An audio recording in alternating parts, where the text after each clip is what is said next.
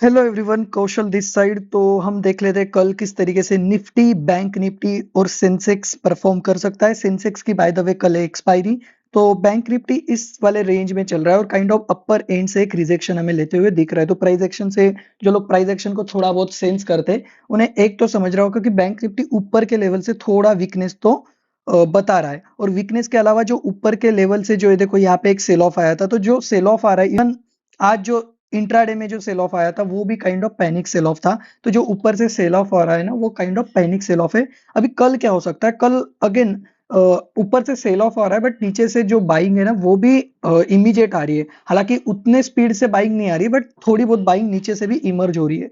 तो कल क्या हो सकता है, in case gap up open होता है और यहाँ पे कंसोलिडेशन करता है, तो एक काइंड ऑफ ब्रेकआउट करके बैंक निफ्टी इन वाले लेवल्स के आसपास आ सकता है। और इवन ये वाले लेवल्स भी बैंक निफ्टी टच कर सकता है। हो सकता है ये वाले लेवल्स इमीडिएट कल ना आए, बट कुछ इस तरीके के टारगेट्स हमें देखने मिल सकते हैं ये वाले लेवल्स के आसपास। और फिर यहाँ पे अगेन कंसोलिडेशन करने के बाद बैंक निफ्टी अगेन 47,900 तक ट्रेवल कर सकता है।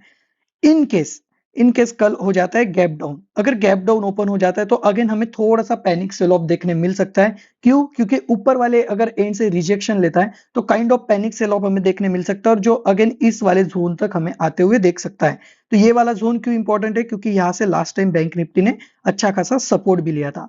तो यस, सिंपल रहेगा व्यू। अगर यहाँ पे कंसोलिडेशन करता है फर्स्ट हाफ में, तो हम हल्का सा ब्रेकआउट के लिए ट्रेड लेंगे। बड़े टारगेट एक्सपेक्ट नहीं करेंगे। क्यों? क्योंकि वोलेटिलिटी इंडेक्स हो गया है काफी ज्यादा श्रिंक, 12-13 के करीब अभी इंडिया विक्स आ गया है। तो ज्यादा बड़े टारगेट नहीं मिलेंगे, क्योंकि ज्यादा ट्रेंडिंग मूव मार्केट में नहीं आएगी। कल इस लेवल के आसपास हमें टारगेट मिल सकते हैं, तो छोटे टारगेट रहेंगे अगर कंसोलिडेशन करने के बाद ब्रेकआउट आता है तो। और अगर गैप डाउन ओपन होता है तो अगेन थोड़ी सी पैनिक सेल ऑफ आएगा, जो इस लेवल के आसपास के टारगेट हमें मिलेंगे।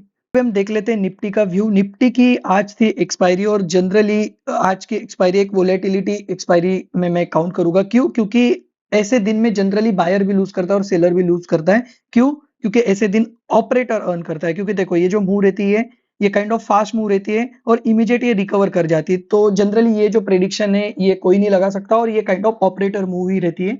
तो इसमें ऑपरेटर ही जनरली पैसा बनाता है। तो इन केस अगर तुम एज अ बायर या सेलर अगर आज लूज करते हो, तो ठीक है, बस रिस्क मैनेजमेंट और अपने कंट्रोल में लूज होना चाहिए। That's it. तो अभी हम देख लेते हैं कल के लिए। अगेन कल के लिए मुझे लगता है ना कि इस वाले एरिया में अगर कंसोलिडेशन करता है निफ्टी, तो अगेन ये ऊपर वाले एंड तक जा सकता है। अगेन ऊपर से निफ्टी को भी रिजेक्शन मिल रहा है, बट निफ्टी नीचे से काफी अच्छा रिकवर कर रही है as compare to bank Nifty. तो नीचे से निफ्टी में अच्छी रिकवरी आ रही है। तो हो सकता है कि निफ्टी में अगर कोई बुलिश ट्रेड मिल रहा है तो हम निफ्टी में जाएंगे, और अगर कोई बियरिश ट्रेड मिल रहा है तो हम बैंक निफ्टी में जाएंगे। तो इस एरिया तक के टारगेट और इस वाले रेजिस्टेंस जोन के आसपास के टारगेट हमें ऊपर के लिए मिल सकते हैं। व्हाट इफ अगर कल bank Nifty sorry Nifty gap down हो जाती, in case Nifty gap down open हो जाती है, तो हमें इस लेवल के आसपास के टारगेट मिल सकते हैं। इन केस यहाँ पे भी थोड़ा कंसोलिडेशन करता है तो और पैनिक सेलिंग भी आ सकते हैं, और इस जोन के आसपास के टारगेट हमें मिल सकते हैं। यस, काफी बड़े टारगेट है, पर हो सकता है क्योंकि ऊपर से अगर रिजेक्शन आता है तो नीचे के एंड तक जनरली निफ्टी ट्रेवल करता है। तो ये कंप्लीट सिनारियो रहेगा। तो ज्यादा बियरिश में निफ्टी में भी हो और बैंक निफ्टी में भी हो, बट बुलिश में सिर्फ निफ्टी में हो। इनकेस अगर बुलिश ट्रेड मुझे मिलता है तो मैं निफ्टी को प्रेफर करूंगा, क्योंकि निफ्टी में ज्यादा स्ट्रेंथ है as compare to bank Nifty. अभी हम देख लेते हैं सेंसेक्स का व्यू। सेंसेक्स की भी कल है एक्सपायरी, और अगेन सेंसेक्स में भी सेम जिस तरीके से निफ्टी में पैटर्न फॉलो हो रहा है कि ऊपर के एरिया से आती है रिजेक्शन और नीचे के एरिया से आती है एक सप्लाई।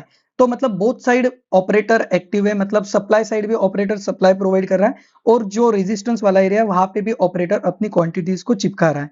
तो हो सकता है कि कल हमें फर्स्ट हाफ में थोड़ा सा साइडवेज मार्केट और अपसाइड का मार्केट मिले, और फिर यहाँ से अगेन एक रिजेक्शन मार्केट फेस करे, मतलब सेंसेक्स फेस करेगा। और इनकेस अगर मार्केट गैप डाउन ओपन होता है तो अगेन हमें इस लेवल के आसपास के टारगेट हमें अगेन आते हुए मिल सकते हैं। तो ये वाला जो एरिया है ये काइंड ऑफ सप्लाई वाला एरिया है, तो इस वाले एरिया तक इमीडिएट टारगेट हमें आते हुए दिख सकते हैं। तो 71,300 ये वाला जो एरिया है ये एक अच्छा खासा सपोर्ट के लिए एक्ट कर सकता है। तो अगर कल थोड़ा सा पैनिक हमें या फिर इस एरिया के नीचे अगर सेंसेक्स ट्रेड करने मिलता है, तो तुम पीई का छोटा मोटा क्वांटिटी के साथ ट्रेड ले सकते हो। हमें 71,300 तक के टारगेट आने मिल सकते हैं, बट टाइटली ट्रेल करना। हो सकता है कि इस एरिया से हल्का सा रिवर्सल आ जाए, फिर धीरे धीरे डे एंड तक आए। तो जनरली जो फर्स्ट हाफ में प्रीमियम मिलते हैं वो सेकेंड हाफ में नहीं मिलते।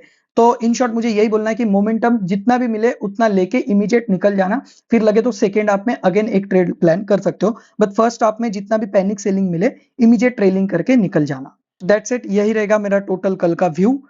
अच्छे से ट्रेड करिएगा। और अगर कोई भी इंट्राडे तुम्हें जानकारी चाहिए या फिर इंट्राडे मार्केट में तुम्हें अगर मेरे से कनेक्ट होना है तो तुम मेरे टेलीग्राम चैनल को कनेक्ट कर सकते हो, डिस्क्रिप्शन में लिंक मिल जाएगी। और ऐसे ही डेली मार्केट सेंटीमेंट वीडियो के लिए चैनल को सब्सक्राइब करिए। Bye bye, take care. और ऑप्शन बाइंग की बहुत सारी स्ट्रेटेजीज चैनल पे मैं ला रहा हूँ, एक स्ट्रेटेजी ऑलरेडी अपलोडेड है, तुम वो भी देख सकते हो। बाय बाय, टेक केयर, ध्यान रखिए सब लोग अपना।